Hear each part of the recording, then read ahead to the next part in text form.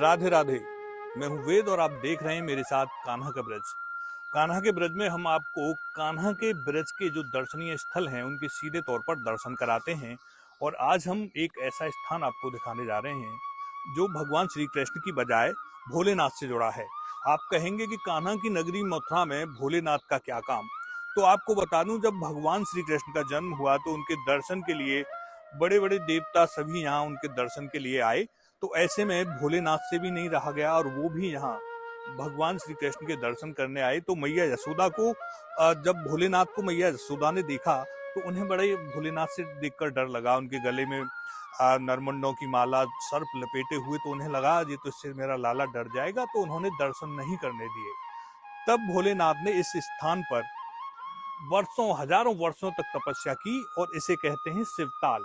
मथुरा के गुरु नानक नगर में स्थित है, परिक्रमा मार्ग में पड़ता है, ब्रज 84 कोस की परिक्रमा में।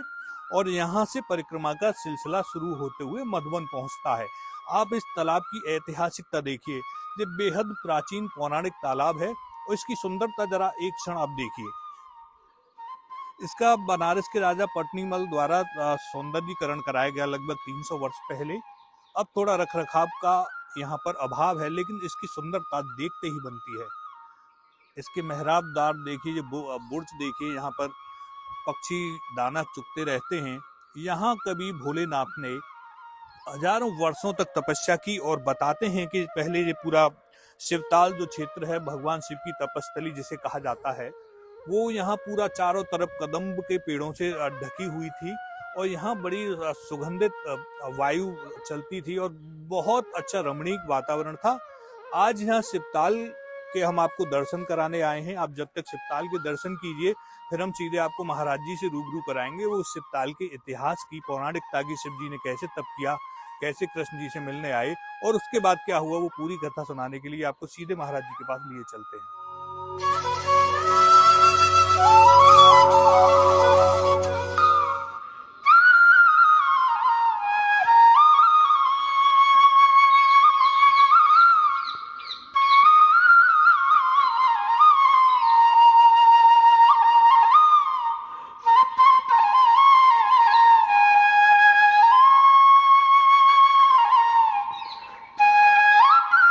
और इस समय हम भगवान शिव की तपस्थली शिवताल पर मौजूद हैं। हमारे साथ महाराज जी मौजूद हैं। महाराज जी, पहले हमारे दर्शकों को थोड़ा अपने बारे में अपना परिचय दे दीजिए। हम इस शिवताल कुंड पर रहते हैं। यहाँ ये सब चीज, यहाँ पर ये भगवान श्री कृष्ण का मंदिर है, जहाँ राधा कृष्ण का निवास है। और यहाँ पर हमारे पूर्वजों का पहले से निवास था। यहाँ पर शिवताल कुंड, शिवताल बिहारी के दर्शन हैं। और यहाँ राजा पटनीमल सेठ ने इस शिवताल का निर्माण किया था। और एक फैजाबाद जिला के मकरई स्टेट के राजा महेंद्र सिंह थे। उन्होंने इस मंदिर को बनवाया था और तालाब को खुदवाया था। फिर यहाँ पर ये जो शिवताल था, इसको पक्का कराने वाले राजा पटनीमल थे। वो बनारस के सेठ और राजा थे और उन्होंने यहाँ इस शिवताल का पूरा निर्माण किया था और इस मंदिर को बनवाया था। फिर यहाँ पर हमारे यहाँ जो बुजुर्ग रहते थे, वहाँ इस मंदिर के पुजारी थे और इस पूरे तालाब को वो देख रेख करते थे। हमारे सभी पूर्वज यहाँ पे सेवा करते चले आए हैं। और ये बहुत पुराना, 350 साल पुराना ये मंदिर और तालाब है। और यहाँ पर जो कथा है वो ये है कि यशोदा माता जी के दरवाजे पर भगवान श्री कृष्ण का जन्म हुआ था। और उन्होंने, शंकर भगवान उनके दरवाजे पर गए और उन्होंने कहा, आप अपने लाला के हमको दर्शन कराइए। तब यशोदा माता बोली, हम अपने लाला के आपको दर्शन नहीं करा सकते हैं, क्योंकि आपके सर्प बिच्छुओं को देखकर मेरा लाला डर जाएगा।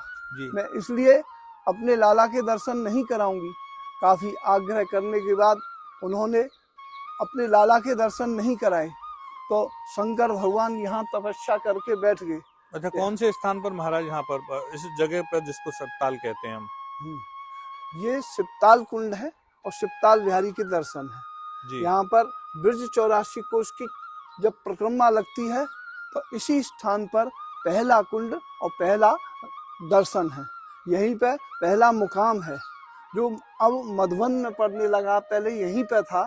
इसी स्थान पर पहले मुकाम पहला ब्रज 84 कोष की यात्रा का पहला मुकाम पड़ता था यहाँ पर, अब वो मधुबन में पड़ता है। यहाँ पर जब भगवान श्री कृष्ण ने जन्म लिया और यशोदा माता ने उनको शंकर भगवान को दर्शन नहीं कराए तो वो तपस्या करके यहाँ पर बैठ गए। महाराज बताते हैं हजारों सालों तक शिव जी ने यहाँ तपस्या की? 10,000 साल तक तपस्या की है। भगवान शंकर ने 10,000 वर्ष तक तपस्या की है।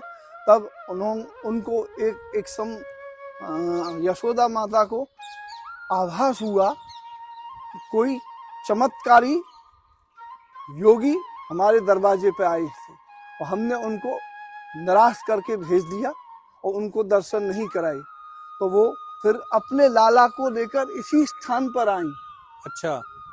जब तपस्या करते हुए जब महाराज भगवान श्री कृष्ण को लेकर आई, सोई एक सम से शंकर भगवान को आभास हुआ और वो जाग गए और जाग के और भगवान को उन्होंने जब अपने आगे देखा तो हर और हर का मिलन इसी स्थान पर हुआ है। यहाँ पर शंकर जी की मनोकामना पूरी हुई है, मधुबन में ध्रुव जी की मनोकामना पूरी हुई है।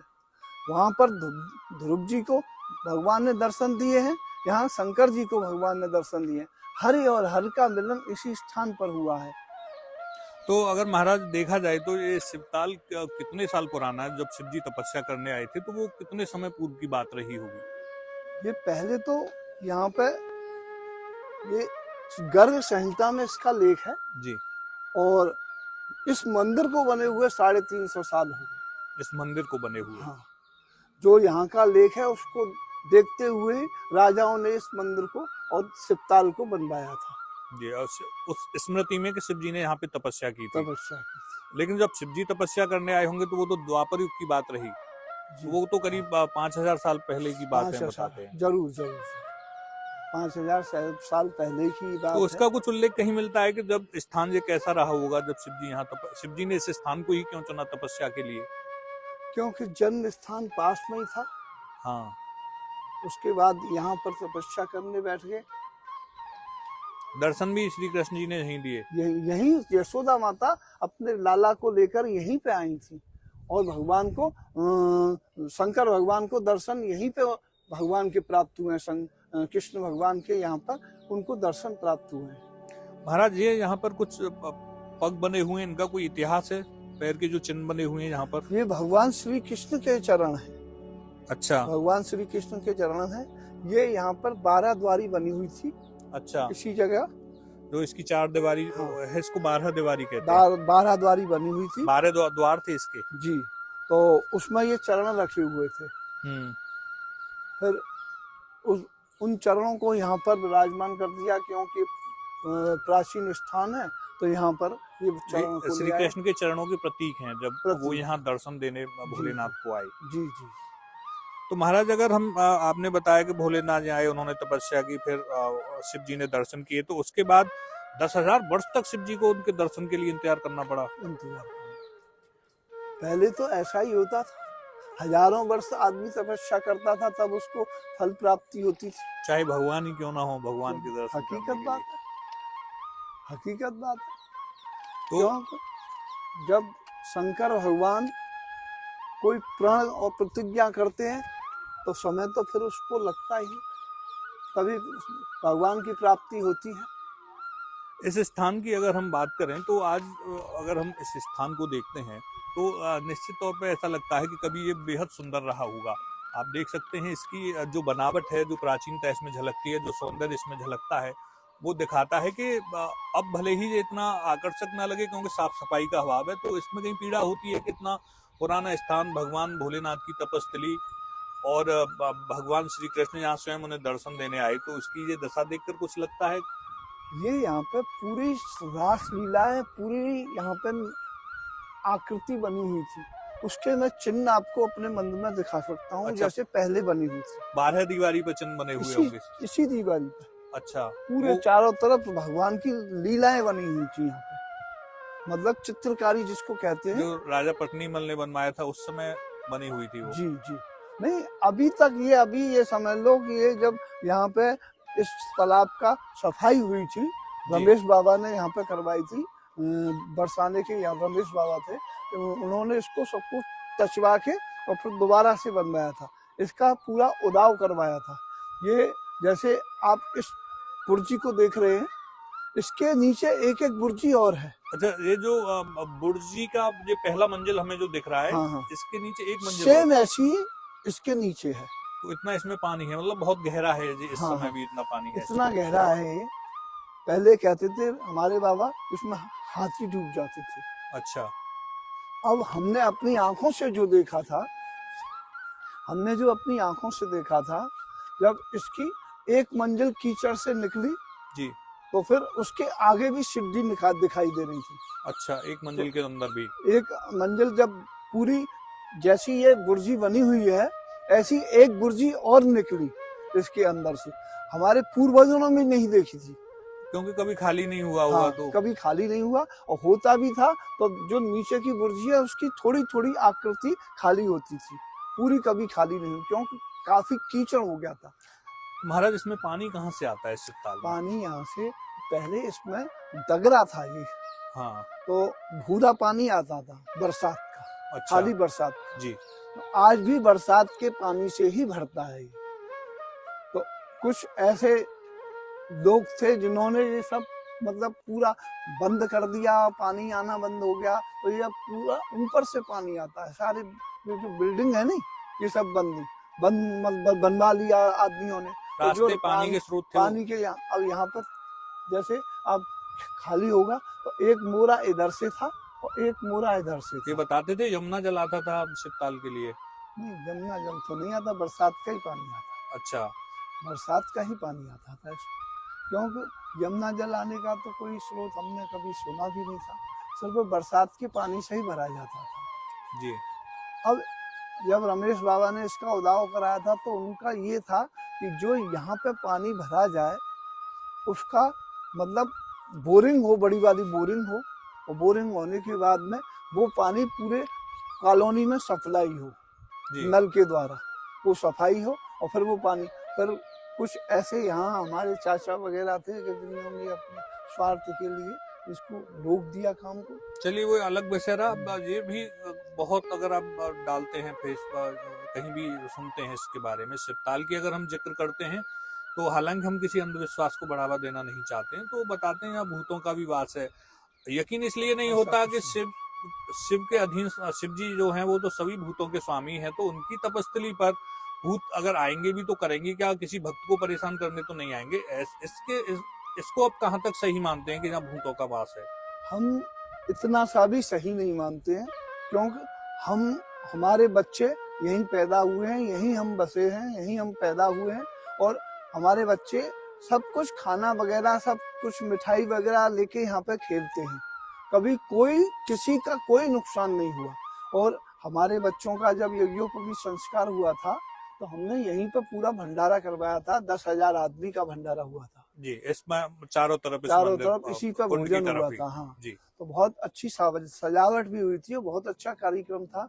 तो सबने, आप जो कह रहे हैं ये बात सही है, सबने हमसे, चतुर्वेदी भाइयों ने भी यही कहा था कि यहाँ तो भूत आते हैं, यहाँ कैसे भंडारा होगा, क्या होगा। तो ना, यहाँ कुछ नहीं होगा। तो क्या लगता है इसको किसने हवा दी होगी कि यहाँ पर भूत हैं? इसके पीछे किसी का कोई और मकसद भी हो सकता है?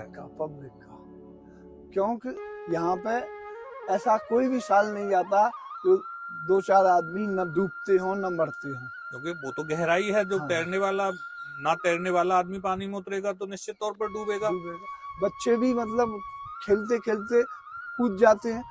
जब पानी इसमें पूरा भर जाता है तो नहाने के लिए आते हैं। आप कह रहे हैं कि आपके बच्चे वगैरह परिवार वाले, क्योंकि आप यहीं रहते हैं, तो आपका तो ये पूर्वज भी आपके यहीं रहते थे, एक अलग ही जुड़ाव होगा। जी जी। तो इसमें कहते हैं रात में भूत दिखाई देते हैं, तो आप रात में भी यहाँ पर बच्चे वगैरह रात में आते भी रहते हैं आते कभी हैं। भी, आधी रात जी को, जी मध्य रात्रि को, कुछ इस जी। तरह का कभी लगा? अभी कुछ नहीं, क्योंकि अभी हम आपको बता रहे हैं, कम से कम 3 महीने पहले की बात है, जो बारिश आई थी और हम मतलब वृंदावन से आ रहे थे। वृंदावन में हमारा प्रोग्राम चल रहा था, तो इतना इतना यहाँ पे पानी था पूरे पट पे ऊपर।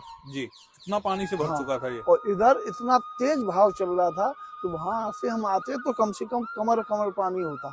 तो रात के 3:30 बजे हम आए थे यहाँ पे, 3:30 बजे, तो इधर से चल के आए हम। अच्छा, तो दीवार को पकड़ के हम आए थे।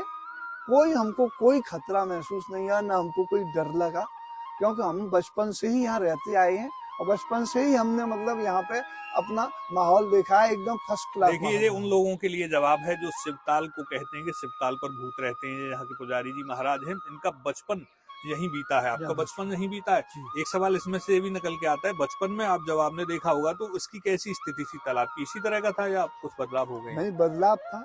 ये जितने भी बुर्ज हैं जी, इसमें सारी में जाली लगी हुई थी, जैसे ये गौख लगी हुई है पत्थर की, जैसे ये है, ये ऐसी जाली ऊपर भी लगी हुई थी, वो टूट गई समय ये सब के चलते। हाँ। ये देखो, ये गड्ढे बने हुए हैं, ये यहाँ पे ये जो गड्ढे बने हुए हैं, ये सब उसको रोकने के लिए।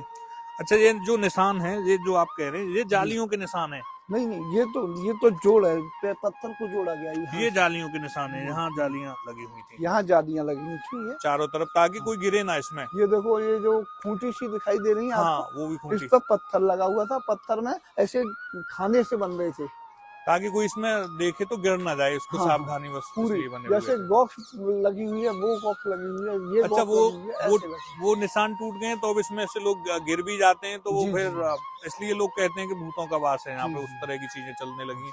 वो ये जो चारों तरफ इसके जो गुम्बद बने हुए हैं, ये कितने गुम्बद हैं और द्वार 4 कितने गुम्बद हैं इसके? और नीचे 8 हैं, इसके नीचे 8 गुम्बद हैं। ये जो है, ये जो बुर्ज हैं, जो ये बुर्ज 8 हैं। फिर इसके नीचे एक एक बुर्ज है, फिर इसके नीचे कुआं है। इन बुर्जों के नीचे कुआं कुआं है। है, कुआं में से पानी आता था। अब भी आता है इस तालाब, शिवताल के स्रोत हैं, कीचड़ भरे हुए हैं उसमें। कभी वो शिवताल के स्रोत रहा होंगे? 8 स्रोत थे, इसके शिवताल के 8 स्रोत थे। उन्हीं स्रोतों से शिवताल के अंदर जी, कुदरती पानी आता था। ये बहुत पुरानी बात रही होगी, बहुत पुरानी। आपने देखा है ऐसा होते हुए? हमने पानी आते नहीं देखा, हमने बरसात का ही पानी देखा है। वो उस हमारे समय की रही पूर्वज होगी ये कहते थे, जब हमारे राजा बुजुर्ग। पटनीमल ने बनवाया होगा, तो उस तब समय उस समय लगभग करीब 300 जी। वर्ष हो गए उन बातों को भी, उस समय की बात रही होगी। कम से कम हमारा जो ज्ञान है उसके हिसाब से हम आपको बोल रहे हैं, कम से कम ये 80 फुट गहरा तो हो। 80 फुट गया। अच्छा, इसके आपने बताया चारों किनारों पर ये बुर्जियां बनी हुई हैं, और द्वार कितने हैं इसके अगर देखते हैं तो हम? 3 थे, 3 दरवाजे। अच्छा, 3 दरवाजे हैं, इधर की तरफ कोई दरवाजा नहीं रहा। इधर गऊ घाट है, तो गाय पानी पीते आती थी। तो गाय कहाँ से आती थी? ये जो रास्ता बना हुआ, ये जो रास्ता बना हुआ है, कभी जो यहाँ एक इधर मकान से की दीवार है, कभी खुला हुआ होगा? हाँ, उधर से खुला गाय तो आज भी है। उस ये जो बुर्जी के बराबर रास्ता है इसका आने का। अच्छा, अभी जो कीचड़ निकला था ट्रैक्टरों से, उसी से मतलब निकला था, इसका जो कीचड़ निकाला गया था।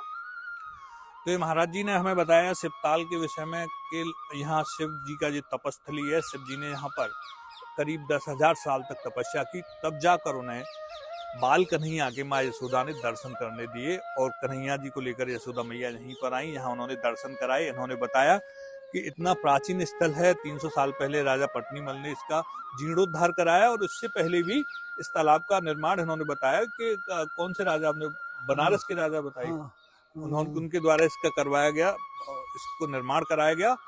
और इस बहुत बेहद प्राचीन स्थल पर जो इस तरह की अफवाहें फैलाई गई कि यहाँ पर भूत रहते हैं, तो भूतों के देवादिदेव शिव जी के स्थान पर कोई कैसे भूत रह सकता है और कैसे किसी उनके भक्त को परेशान कर सकता है, इन बातों को पूरी तरह से महाराज जी ने निराधार बताया। उनका कहना है कि उनका बचपन नहीं बीता है, उनके बच्चे रात्रि में भी दिन में भी जब चाहे यहाँ खेलते हैं, वो सारी चीजें पूरी तरह से गलत हैं। तो कान्हा के ब्रज में आज हमने आपको शिवताल के दर्शन कराए, उनकी महिमा बताई, और आगे भी हमारे साथ आप कान्हा के ब्रज में इसी तरह के दिव्य स्थलों के दर्शन करते रहेंगे। हमें आज्ञा दीजिए।